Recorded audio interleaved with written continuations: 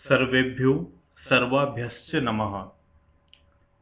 आज की इस वीडियो में हम मनुस्मृति के द्वितीय अध्याय से श्लोक 69 से लेकर के आगे के कुछ श्लोकों को पढ़ेंगे। श्लोक नंबर 69 वह है, उपनीयः गुरु शिष्यं शिक्षयेच्छोचमादितः आचारमग्निं कार्यं च संध्योपासनमेव च। उपनीय गुरुः शिष्यं शिक्षयेच्छोचमादितः आचारमग्निकार्यं च संध्योपासनमेव च। इस श्लोक में यह बतलाया गया है कि गुरु शिष्य का उपनयन संस्कार करके शिक्षा ग्रहण जो बालक करने वाला है या गुरु जिस बालक को शिक्षा देने वाले हैं, उपनयन संस्कार के बाद में सबसे पहले गुरु को और कौन कौन सी शिक्षाएं उस बालक को देनी चाहिए। तो कहा, उपनीयः गुरु उपनीयः शिष्यम, गुरु के द्वारा या गुरु को उस बालक का उपनयन संस्कार करने के पश्चात आदितः अर्थात सबसे पहले शौचम अर्थात पवित्रता की शिक्षा देनी चाहिए। पवित्रता अर्थात बालक वो जो ब्रह्मचारी है वह अपने आप को स्वच्छ बना करके रखे। यदि वह बालक स्वच्छ होगा तो निसंदेह वह कम बीमार पड़ेगा, और बीमार नहीं होगा तो शिक्षा में बाधा नहीं आएगी, वह बालक सही प्रकार से शिक्षा को ग्रहण कर पाएगा। इसलिए वह बालक पवित्रता को अपने जीवन में अपनाए और पवित्र वातावरण में रहे। इसलिए अपने आप को और आसपास के वातावरण को पवित्र और स्वच्छ बना करके वह ब्रह्मचारी रखे।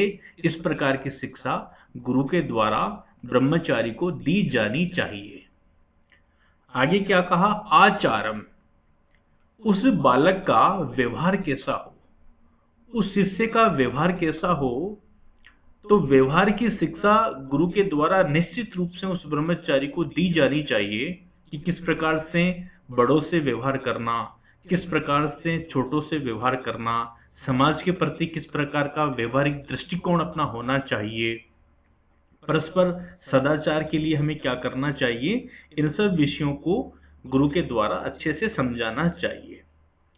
फिर कहते हैं अग्नि कार्य, जो यज्ञादि कार्य है, जो तप इत्यादि का कार्य है, तो अग्नि कार्य किस प्रकार से संपादित हो, इसकी भी शिक्षा गुरु के द्वारा शिष्य को दी जानी चाहिए। आगे कहा संध्योपासनमेव च, और संध्या उपासना जो प्रातः और सायं दोनों समय में की जाती है, तो वो जो संध्योपासना है, उस संध्योपासना में किस प्रकार से आचमन हो, किस प्रकार से कैसे बैठे, किस प्रकार की मनस्थिति होनी चाहिए, तो इन सब विषयों को गंभीरता से सविस्तार से गुरु के द्वारा शिष्य को सिखलाना चाहिए, जिससे कि उसकी शिक्षा और उत्तम बन सके, वह बालक समाज में और उत्कृष्ट अपना सकारात्मक योगदान दे सके।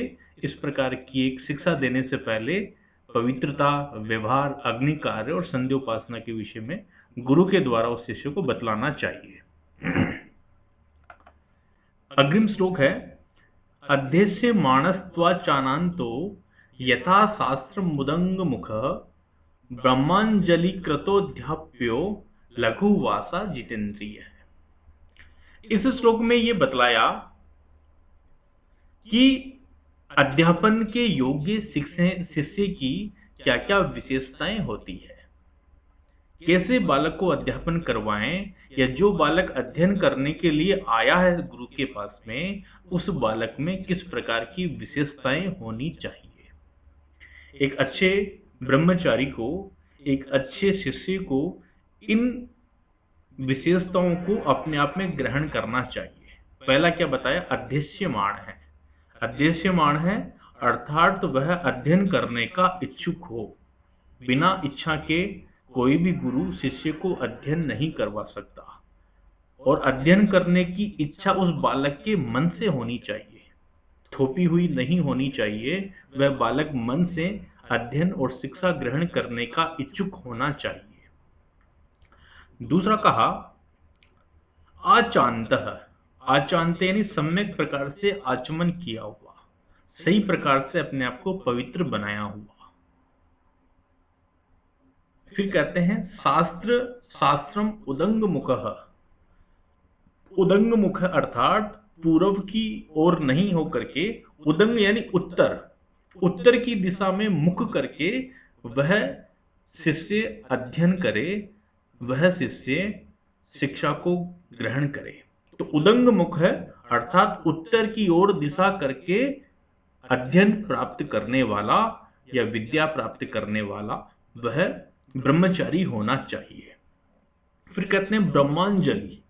ब्रह्मांजलि यानी दोनों हाथों को जोड़ करके गुरु के सम्मुख बैठा हुआ, उत्तराभिमुख होकर के अपने हाथों को अच्छे से जोड़ करके अंजलि को एकदम बद्ध करके अध्ययन प्राप्त करने वाला, विद्या प्राप्त करने वाला। ब्रह्मांजलि का यहाँ पर तात्पर्य जो है वो इससे है कि उस शिष्य की एक विनम्रता इसमें झलकती है, उस शिष्य में एक आदर का भाव झलकता है गुरु के प्रति, और जो शिष्य गुरु का आदर करना जानता है वही शिष्य निश्चित रूप से अच्छी शिक्षा को ग्रहण कर सकता है। तो ब्रह्मांजलि कृत है अध्यापे। और लघुवासा यानी कम वस्त्रों को धारण करने वाला, जितनी आवश्यकता हो उतने ही वस्त्रों को ग्रहण करने वाला वह ब्रह्मचारी होना चाहिए। बहुत सारे कपड़े हो, अलग अलग प्रकार के कपड़े हो, इस प्रकार से बहुत अधिक लालसाएं उस बालक के अंदर विकसित न हो, इस दृष्टि को ध्यान में रखते हुए वह बालक, वह ब्रह्मचारी लघुवासा अर्थात अल्प वस्त्रधारी होना चाहिए। और सबसे अंतिम में एक बहुत महत्वपूर्ण बात इन्होंने बताई, जितेंद्रिय है। जितेंद्रिय अर्थात अपनी इंद्रियों को वश में रखने वाला। यदि वह ब्रह्मचारी अपनी इंद्रियों को वश में रखता है तो निसंदेह वह बहुत अच्छी शिक्षा ग्रहण करेगा। बालक का मन हुआ कि वह सोना चाहता है, यदि उसने अपनी मन की सुनी, अपनी इंद्रियों की सुनी, तो वह सोएगा, उसका अध्ययन बाधित होगा। लेकिन अपनी इंद्रियों को वश में रख करके, नींद को त्याग करके यदि वह समय वो अध्ययन में लगाएगा तो वह जितेंद्रिय कहलाएगा और उसका अध्ययन भी अच्छा होगा। उसका बहुत अच्छा खाने का मन है, लेकिन अपनी इंद्रियों को वश में रख करके वह इसको त्याग करता है तो वह अच्छा अध्ययन कर पाएगा। इस प्रकार से बहुत सारे विषय हो सकते हैं, इसलिए इंद्रियों के विषयों को त्याग करके कर्तव्य पथ जो उसका अध्ययन है उसमें यदि वह आगे बढ़ेगा तो वह निसंदेह सफल होगा। तो ये कुछ विषय हैं कि अध्यक्ष्यमाण है, अध्ययन का इच्छुक होना चाहिए, आचमन करके कार्य करना चाहिए, गुरु की तरफ उत्तर दिशा में मुख करके बैठना चाहिए, ब्रह्मांजलि करके अध्ययन की ओर प्रवृत्त होना चाहिए, लघुवासा यानी अल्प वस्त्रधारी होना चाहिए, और जितेंद्रिय अपने इंद्रियों को वश में रखने वाला होना चाहिए। इस प्रकार से इस श्लोक के माध्यम से एक अच्छे शिष्य में कौन कौन सी विशेषताएं होनी चाहिए, उन विशेषताओं को इस श्लोक में महर्षि मनु ने बतलाने का प्रयास किया है।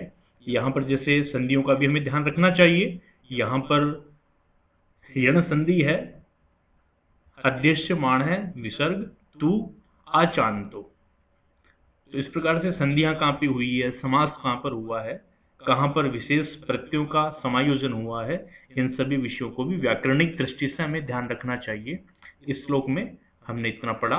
यदि कुछ समझने में कठिनाई होती है तो कमेंट बॉक्स में लिख करके आप प्रश्न कर सकते हैं, निसंदेह आपके प्रश्नों का समाधान होगा। धन्यवाद।